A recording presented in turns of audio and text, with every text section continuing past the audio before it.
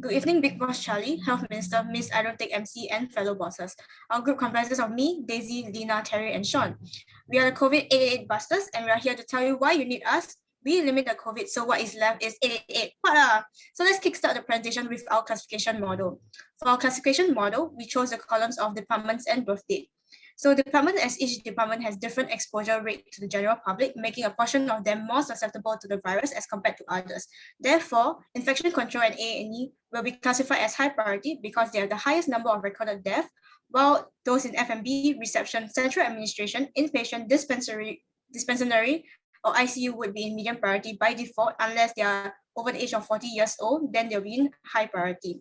So amongst the 6 departments, the first 4 is because they are amongst the highest infection rates, whereas the last 2 have recorded deaths in supplementary information, thus suggesting susceptibility and vulnerability. So for birth date, from the data, staff aged 40 years and above are more vulnerable to the infection. This is due to the sudden increase in proportion of uninfected staff aged 40 years and above. Hence, they are more likely to be in the recovering and recovered groups. Thus, these individuals should also be prioritized. Now, I'll briefly walk you through our tree diagram. So if you're either from the Department of Infection Control, A&E, or age 40 and above, then you're high priority. Else, if you are from F&B, reception, central administration, inpatient, dispensary, or ICU, then medium priority. So unless you're old, then high priority law. If you do not fall in any of these conditions, then sadly, low priority. And as a result of our tree diagram, we have 93 staff in high priority, 242 in medium, and 165 for low priority. Now let's get to why is our model best. Firstly, our model protects the staff most at risk by prioritizing departments where high percentages of people have been infected or died, as well as prioritizing the elderly in those departments, since the elderly are the most vulnerable. The departments of A&E and infection control also included high priority due to very high death rates from death snapshot, as hospitals need to retain manpower to continue running, especially in this time of high workload because of the pandemic. A dead employee would mean needing to expend time that we do not have to train up new employees, and high rates of turnover will be very detrimental to the effectiveness of the hospital staff. Additionally, the departments prioritized are also the front-facing departments, which is to say the ones that deal more with people from outside, so particularly patients in the case of departments such as A&E and ICU. By vaccinating them, we are also protecting our patients from exposure to COVID, especially since some of these departments are dealing with immunocompromised patients or patients who are already ill, both of whom are particularly vulnerable to COVID. Finally, our model also reduces the possibility of COVID spreading inside the staff population, since we are targeting those most exposed to the virus and thus the most likely source of the virus spreading to the hospital staff. Moving on to the limitations of our model, the death data was incomplete, making it quite flawed.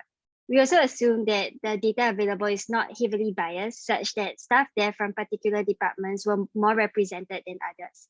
However, though the data set of death may be inaccurate, there is no particularly strong reason for systemic bias, as the average willingness of families to disclose details would probably be similar across departments. Furthermore, the departments where the death come from make logical sense, since A&E and infection control, the two with especially high numbers of death, are where the staff have higher levels of contact with the disease. COVID patients are, after all, likely to go A&E if they have difficulty breathing, and COVID-88 is a highly infectious disease. Another limitation is that some individuals are being left out. In particular, the elderly people who were in other sectors like those in the hospice care, surgery, logistics, and lab were being excluded. While some staff would be left out, we reduce overall risk for the staff population, since the staff that are most likely to be infected are also the sources that spread inside the hospital. And when they are being vaccinated quickly, it makes it overall safer for other departments, even if they are not vaccinated. Oh no, there's a shortage in vaccines. What will we do if only we have a backup plan? Oh wait, we do. It's called the greedy rule. For our greedy rule, we'll allocate the vaccine to the staff with the highest age. If there's a tie, we allocate the vaccine to the staff with the highest number of years worked in the hospital. Now, why age? Because older members are more susceptible to the virus. If they are more likely to be infected, then there's a higher chance they'll spread this to the patients as well and everybody else. Then we'll have this huge spread, which is not great. And also, because they are more susceptible and they are older age, they are more likely to die also. We can't have older members dying left, right, center. That will not be good publicity for the hospitals as well. People won't trust us, then they won't come, then there's no money. Sad. Okay. So for years worked in the hospital, those who have worked longer are more valuable. And why is this so? Because they are able to mentor younger staff, ensuring greater continuity in hospital operations. Can you imagine if our older staff are not vaccinated and they happen to die, and then these newer staff have no one to turn to? Wow, it'll be so messy. MOH, take note. Okay, so this is how our greedy rule works. We sort them based on the number of years that they have worked as well as their age.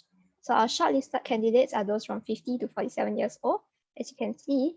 And at the 47-year-old range, we have these people are competing to get the vaccine.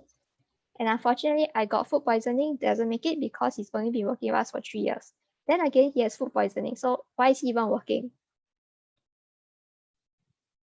Unfortunately, with the greedy rule, we are not able to please everybody, and in the process, some people were being discriminated against. For example, let's compare these two hospital staff, a senior nurse of 1 year in the hospital versus a cleaner who has been working for 15 years. Based on the greedy rule, the cleaner would be given the vaccine instead. In this case, the newer workers who could be an asset to the hospital were disregarded, and the reason for this was due to the number of years that they have worked with the hospital compared to their more experienced counterpart. All right, now to sum up our group stance, the main group of our model and the greedy rule is to maintain as much functionality of the hospital as possible by protecting our most vulnerable staff. Next, our sorting model prioritized our most vulnerable departments. Now, with the additional restraint of limited vaccines, we rely on measures aiming to protect our most vulnerable individuals. We did this by focusing on the oldest workers in our high priority group. As my teammates have explained, we believe that our oldest workers are our most vulnerable. Thus, the greedy rule prioritizes them for vaccination. Next, because young people are less susceptible to infection and young people are less likely to die if infected, we feel that the limitation highlighted by Lina seems to be insignificant here. Finally, in the case of a Thai, we went with the number of years that they have worked with the hospital. We thought that these people would be the most experienced and would thus be able to help out newer staff in terms with stuff like procedures and protocols, thus ensuring continuity in the operating standards of our hospital. To sum it up, our greedy method combined with our earlier model is the best and fairest solution because it seeks to maximize protection of our vulnerable staff while maintaining critical hospital functions. Thank you.